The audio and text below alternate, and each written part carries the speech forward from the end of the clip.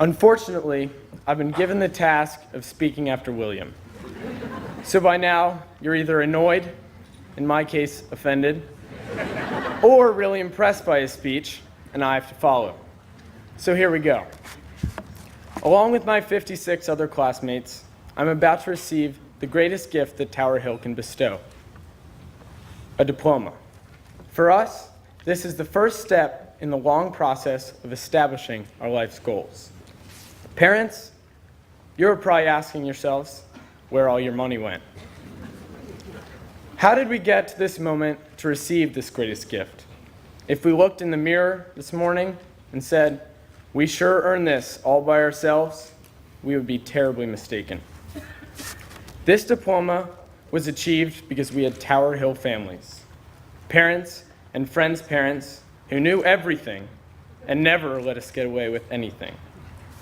Moms who constantly checked our grades online, dads who trapped us in our rooms until we finished our college essays, parents who delivered forgotten cleats, grandparents who sat in tiny desks on Grandparents' Day and remained impressed over every second grade art project, aunts and uncles who cheered on every sideline, and yes, even the parents who yelled at every wrong call on the field, all of whom knew the rules better than the referees.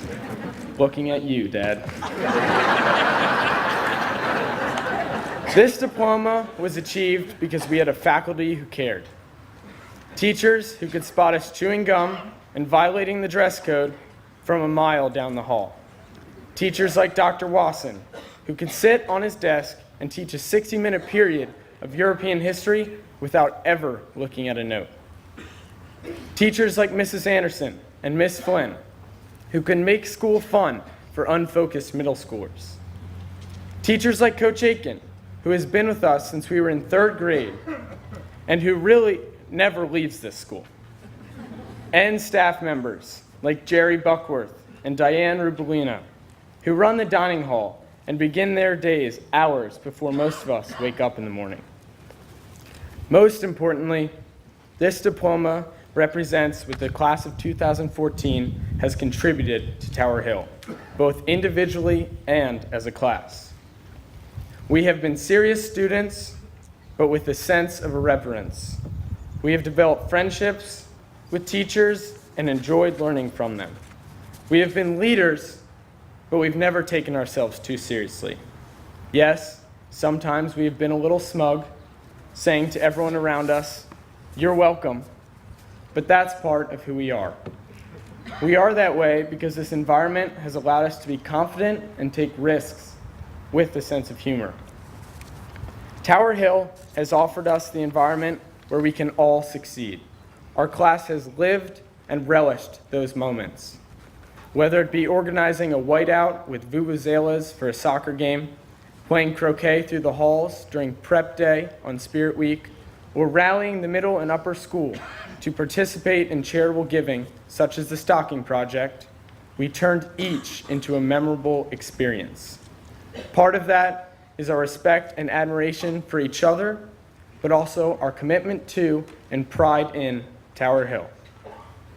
For those of you who are still Tower Hill students, take even the most mundane events, be spontaneous, and make them an enjoyable part of your Tower Hill experience. In a few minutes, we will receive our diplomas. However, even after our mothers frame them and hang them up God knows where around the house, it will not be just a neglected artifact. It will contain all of the people who helped us make it to this ceremony today. Thank you.